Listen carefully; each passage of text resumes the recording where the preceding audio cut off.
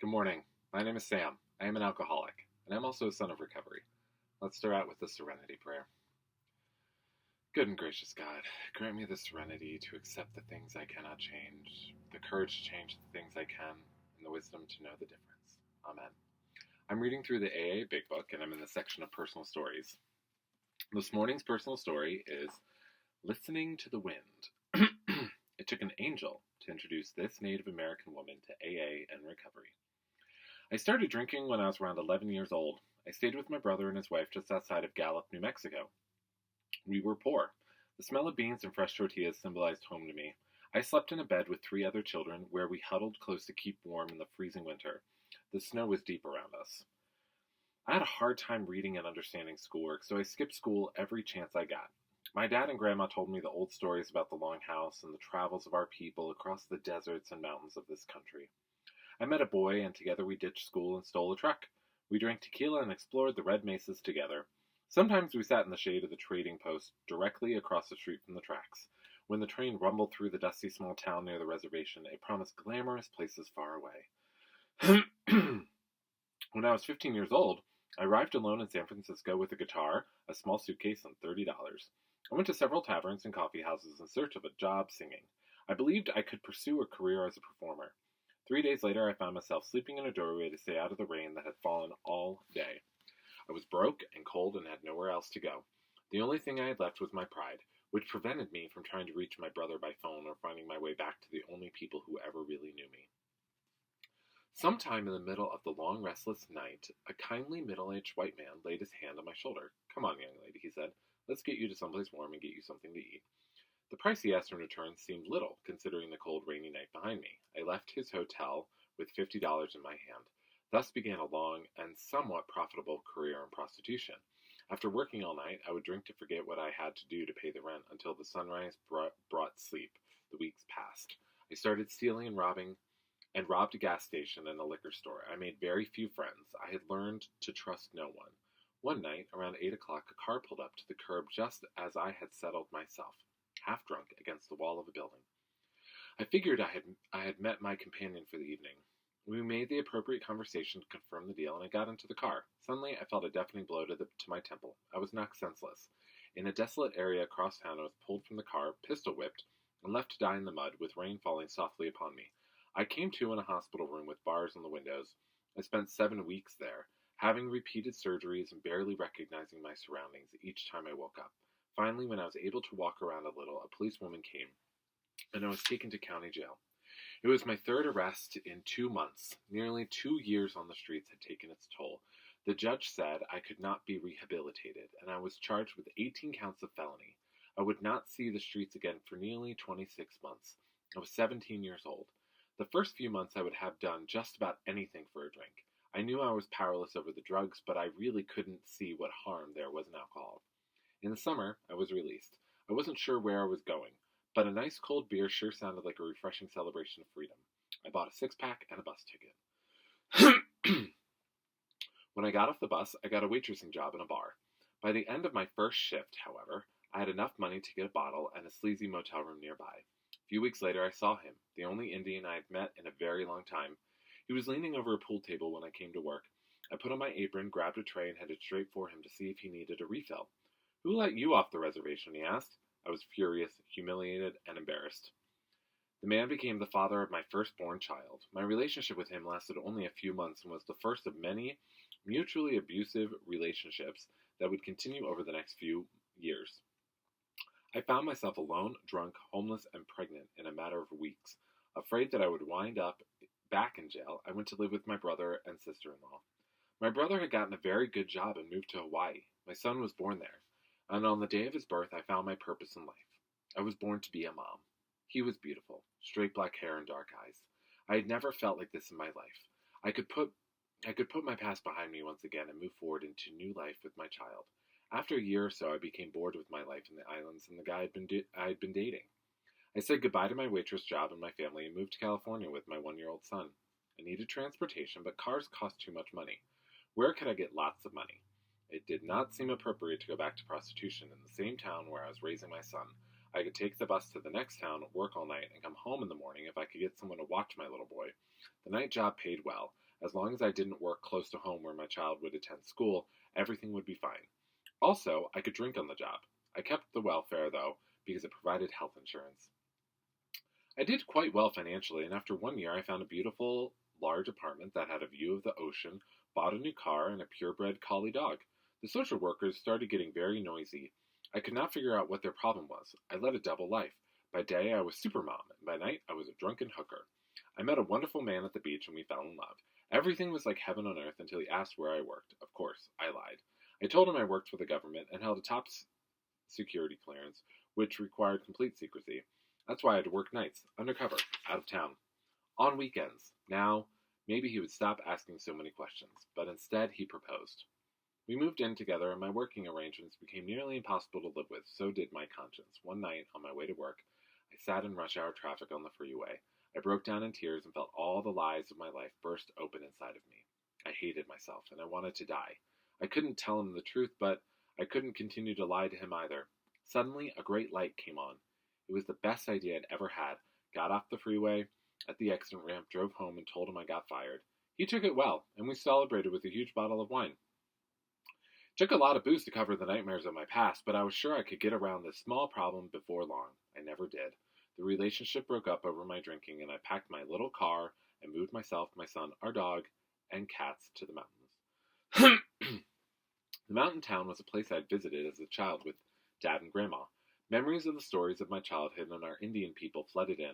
I got a job cleaning cabins for a local resort lodge and got back on welfare. Shortly after our move, my son started school. By this time, I was consuming nearly a fifth of tequila each day, and blackouts were occurring on a regular basis. One day, I got up as usual. The last thing I remember was feeling so shaky I could hardly stand. I ate a tablespoon of honey, hoping it would give me the necessary sugar rush. The next conscious memory was the emergency room.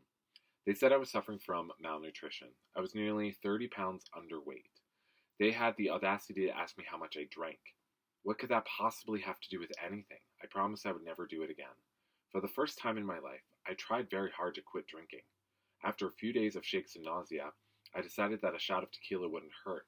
I had managed to put on a little weight, but 6 months later I collapsed and was diagnosed with a bleeding ulcer. I was in the hospital for 4 days that time. They told me that if I didn't stop drinking, I would probably die. My son called his grandparents, and they traveled to the mountains to visit us. I had not seen them for years. We got along much better than I expected. The relationship they formed with my son was incredible. My dad took his grandson hiking in the wilderness, and Mom helped out with looking after him while I worked. My health continued to fail.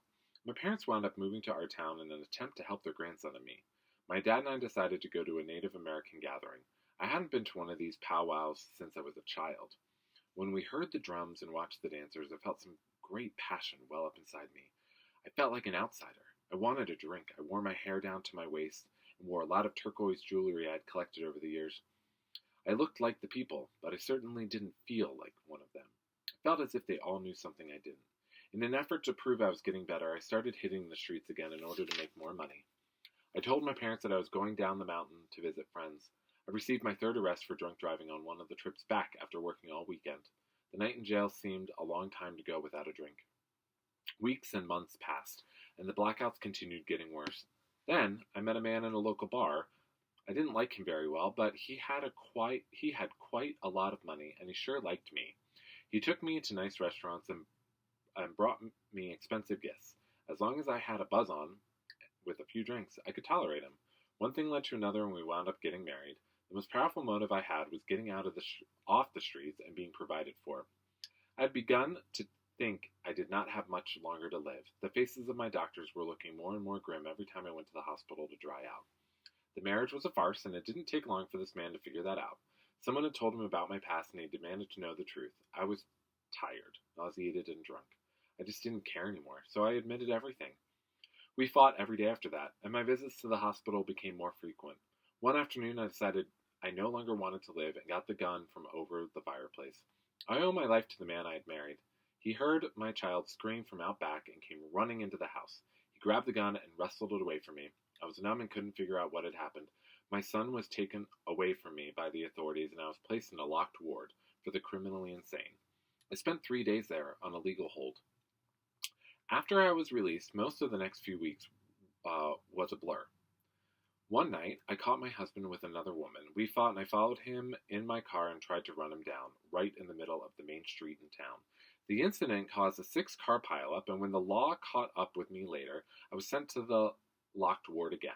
I do not remember arriving there, and when I woke up, I didn't know where I was. I was tied to a table with restraints around my wrists, both ankles, and my neck. They shot heavy drugs into my veins and kept me like that for a long time. I was released 5 days later. When I left, there was no one there to drive me home, so I hitchhiked. The house was dark and locked. No one was anywhere around to let me in. I got a bottle and sat in the snow on the back porch and drank. One day I decided to go to the laundromat and wash some clothes. There was a woman there with a couple kids. She moved around quickly, folding clothes and stacking them neatly in a couple of huge baskets. Where did she get her energy? Suddenly I realized I'd put my clothes into the dryers. I couldn't remember which washers I'd put them in. Suddenly I realized I had to put my clothes into the dryers. I couldn't remember which washers I'd put them in. I looked into probably 20 different washers. I made up my mind how to handle the situation. I would stay here until everyone else had left. I would keep whatever clothes were left behind, as well as my own. As the other woman finished her task, she was writing something down on a small piece of paper. She loaded her baskets and kids into her car and came back into the laundromat. She came right up to me and handed me the small paper. I couldn't make out what it said. I smiled politely and slurred a friendly thank you. Later, I made out the telephone number and the handwritten message below. If you ever want to stop drinking, call Alcoholics Anonymous, 24 hours a day. Why had she given me this, and what made her think I was drinking? Couldn't she see that my bottle was soda? All the nerve. I was mortified. I folded the paper neatly and put it in the back pocket of my jeans. As the next few days passed, I became sicker by the day. One morning, I woke up alone as usual. I hadn't seen my husband in a long time. I needed a drink, and the bottle on my bedside table was dry. I rose on my shaky legs, but they refused to hold my weight. I fell to the floor and began crawling around the house looking for a bottle. Nothing. This meant I had to leave the house and get to the store. I found my empty purse on the floor, but I knew I could never make it to the car. I became terrified. Who could I call? I never saw any friends anymore, and there was no way I could call family. I remembered the number in the pocket of my jeans. I hadn't even gotten dressed for several days. Where were the jeans? I searched the house until I found them on the floor of the bedroom. The number was in the pocket. After 3 tries, I managed to dial the number. A woman's voice answered. I got this number from you? Is this AA? I asked. Yes. Do you want to stop drinking? Please, yes. I need help. Oh, God. I felt the fiery tears run down my face. 5 minutes later, she pulled into my driveway. She must have been some kind of angel. How had she appeared from nowhere that day in the laundromat? How had she known? How had I kept her number all that time without losing it? The AA woman made sure I had no more alcohol in the house. She was very tough on me for a long time. I went to meetings every day and started taking the steps. The first step showed me that I was powerless over alcohol, and anything else that threatened my sobriety or muddled my thinking. Alcohol was only a symptom of much deeper problems of dishonesty and denial. Now it was a matter of coming to grips with a power greater than myself. That was very hard for me. How could all these white people even begin to think they could understand me? So they brought a sober Indian woman up to work with me for a day. That was a very powerful day. That woman cut me no slack at all. I will never forget her. She convinced me I was not unique. She said these white folks were the best thing that ever happened to me. Where would you be without them? She asked. What are their alternatives? What are the alternatives? You got any better ideas for yourself? How many Indians do you know who are going to help you sober up? At that time, I couldn't think of any. I surrendered behind the tears of no answers and decided to do it their way. I found the power greater than myself to be the magic above the heads of the people in the meetings. I chose to call it that magic Great Spirit. The 12 steps worked like a crowbar, prying into my dishonesty and fear. I didn't like the things I learned about myself, but I didn't want to go back where I had come from. I found out there was no substance on the planet that could help me get honest. I would do just about anything to avoid working on myself. The thing that kept me sober, until I got a grip on honesty, was the love in the rooms of Alcoholics Anonymous. I made some friends for the first time in my life, real friends that cared, even when I was broke and feeling desperate.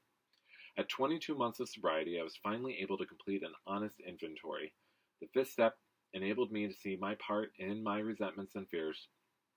In the chapter How It Works in the Big Book, I was shown some questions. The answers to these questions provided me with knowledge about my reactions to the conditions in my life. Every response to every resentment, real or imagined, had been sick and self-destructive. I was allowing others to control my sense of well-being and behavior. I came to understand that the behavior, opinions, and thoughts of others were none of my business. The only business I was to be concerned with was my own. I asked my higher power to remove me from everything that stood in the way of my usefulness to him and others, and to help me build a new life. I met my current husband in an AA meeting. Together we carry the message to Indian people on reservations all over the country. It started at the 5th grade level in school when I had been sober nearly 2 years. After college, I started my own business. Today, I publish the books I write. Our daughter was born during my early sobriety, and she is in high school now. She has never seen her mother take a drink. Our family has returned to the spirituality of our ancestors. We attend sweat lodges and other ancient ceremonies with our people on sovereign native land. We take panels of sober natives into Indian boarding schools and institutions and share about recovery. My life is filled with honesty today. Every action, word, prayer, and 12-step call is an investment in my spiritual freedom and fulfillment. I am in love and proud to be a Native American. At an AA meeting on an Indian reservation, I heard the words, "Sobriety is traditional." I stand at the top of the sacred mountain, and I listen to the wind. I have a conscious daily contact with my Creator today, and He loves me. Everything is sacred as a result of the 12 steps and the love and recovery in Alcoholics Anonymous. What a beautiful story, and what a hard story to read, especially about her going into prostitution. But what an amazing turnaround in her life, and truly an angel.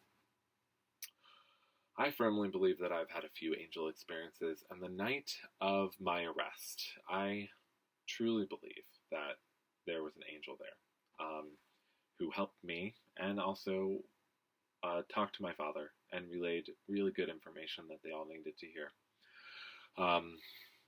Because being in jail and going to jail is not fun. As this woman clearly experienced many times in her life, and many more than I did, which I am honestly grateful for, because there should have been more times in my life that I had gone to jail. But it only took once. And I do.